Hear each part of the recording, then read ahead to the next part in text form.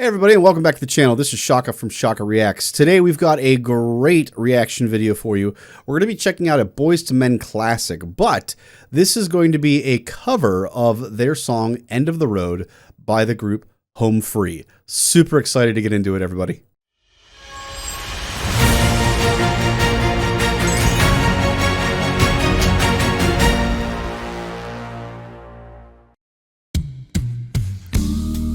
We belong together, and you know that I'm right.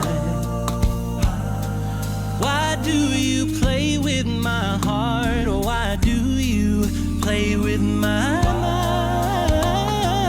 mind? Said we'd be forever, said it never died. You love me and leave me and never say goodbye. Oh, I can't sleep at night without holding you tight. Girl, each time I try, I just break down and cry. The pain in my head, oh, I'd rather be dead. Spinning it around and around. Although we come to the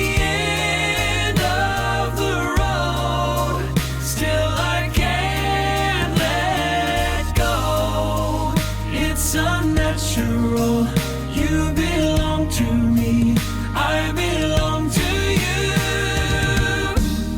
Oh my gosh, I didn't realize what this song was at first. So I'm not gonna lie, guys. I get razzed a lot over on Twitch about how little I know about pop music, and it's because it's not what we study. We didn't study pop music, guys. I hate to break it to you, but I do recognize a lot of the music once I hear it.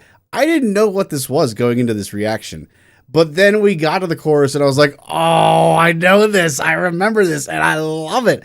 I forgot about this song, guys. This like speaks, it speaks to my like middle school age self. Oh, I love BOYZ II Men. Absolutely love them. They did some amazing groundbreaking things back when they were around.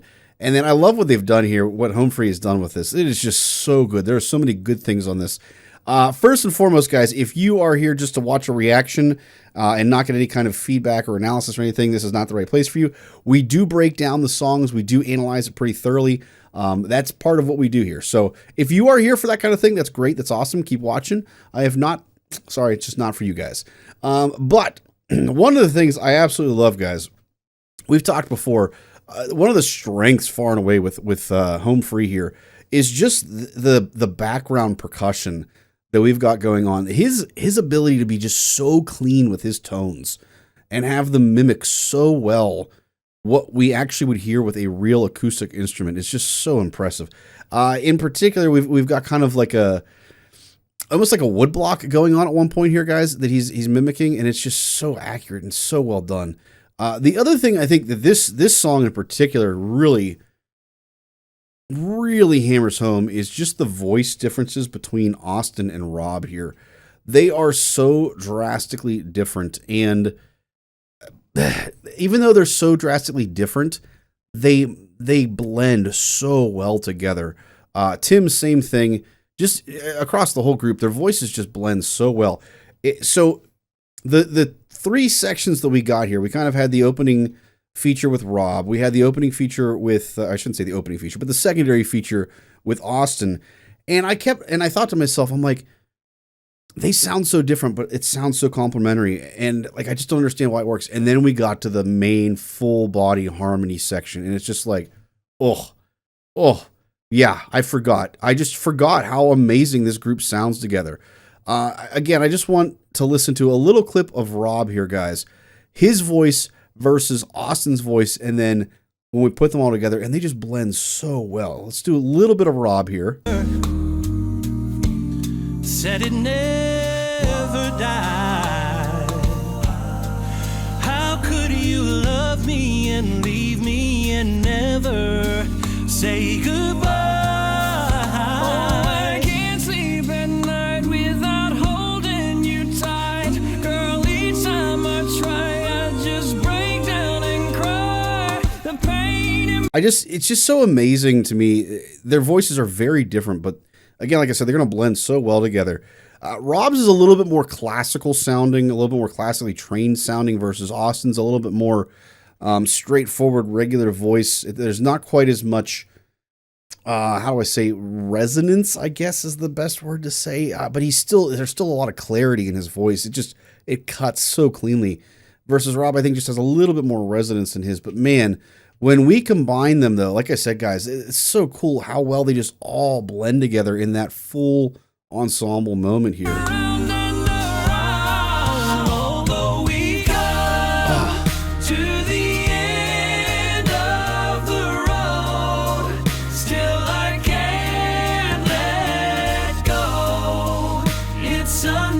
And then Tim there.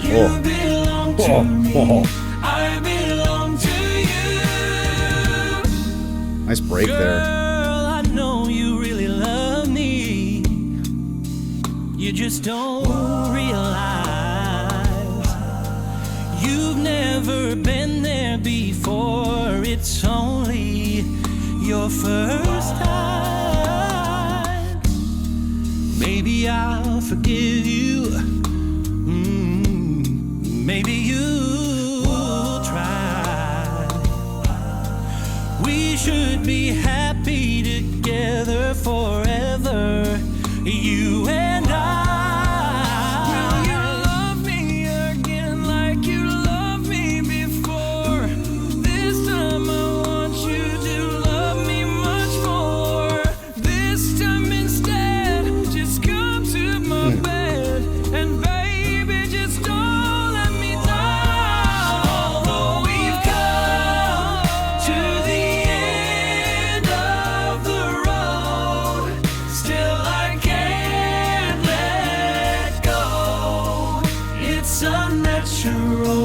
You belong to me, I belong to you.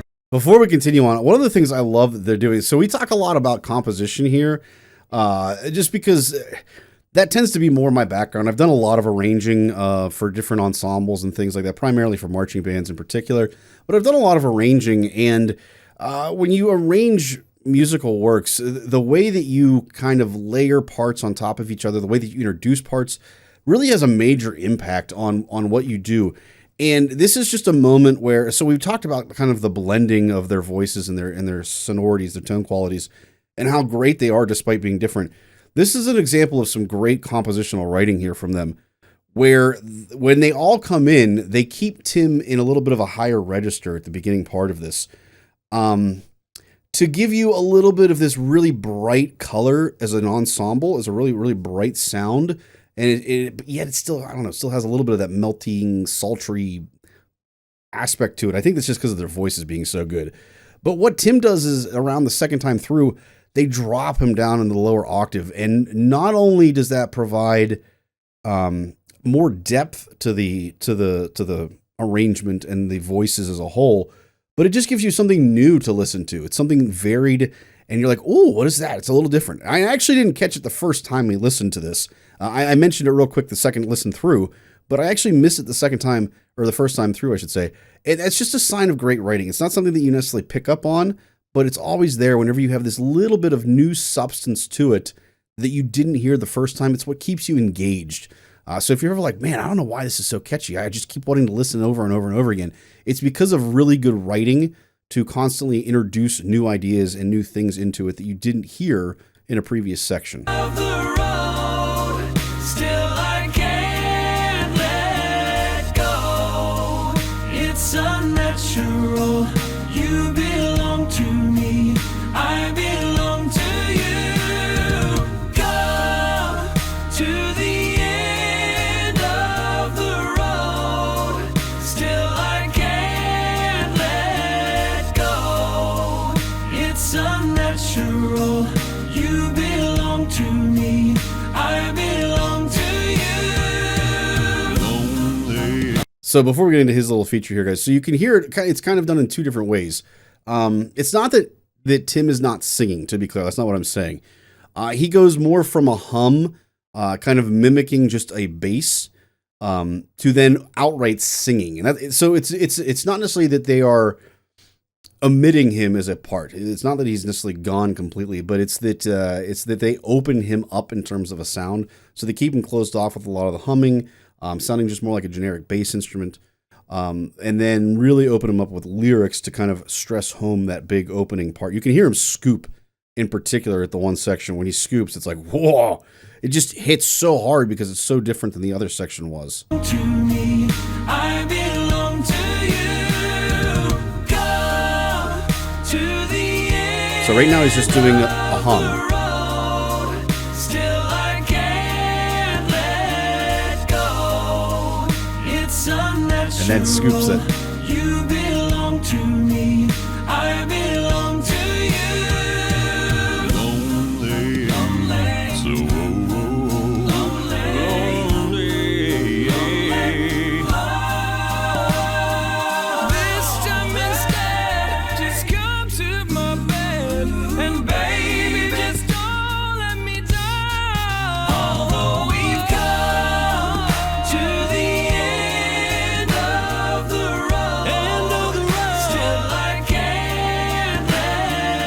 Lonely, lonely, so it's unnatural. You belong to me.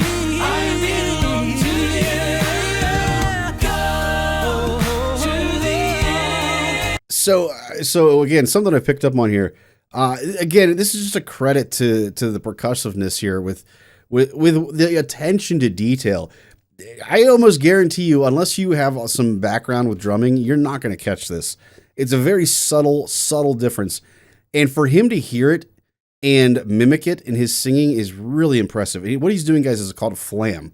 So a lot of times a flam is very easy to miss, and it just adds a little bit of variety to what we're playing on the set. So where this is happening at is on beat 2 in particular.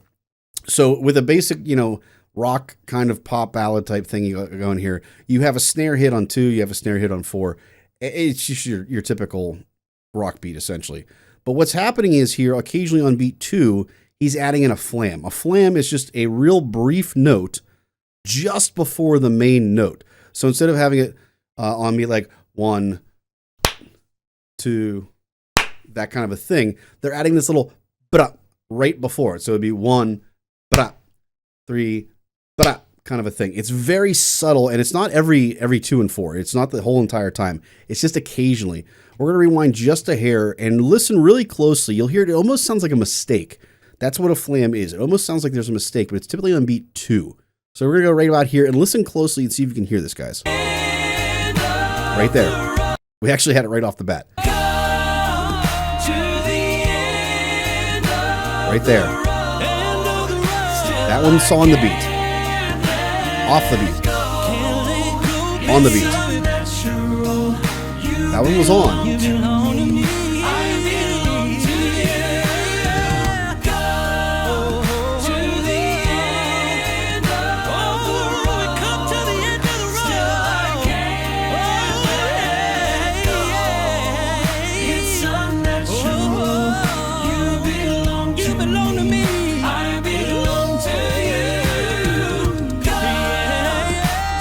It's just really impressive that he's able to get that fine-tuned of playing. It's really, really, really impressive. Again, they're all just wailing over top of it and everything, but he's got these little tiny nuances of details that are going on that are so good. Again, hopefully you guys are all hearing that. Like I said, it's very subtle, and it's not done all the time. It's mostly on beat 2 when he's doing it, not beat 4.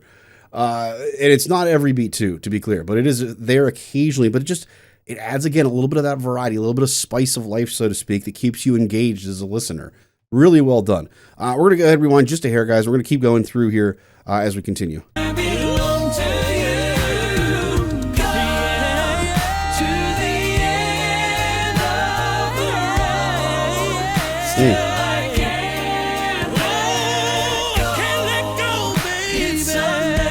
Oh!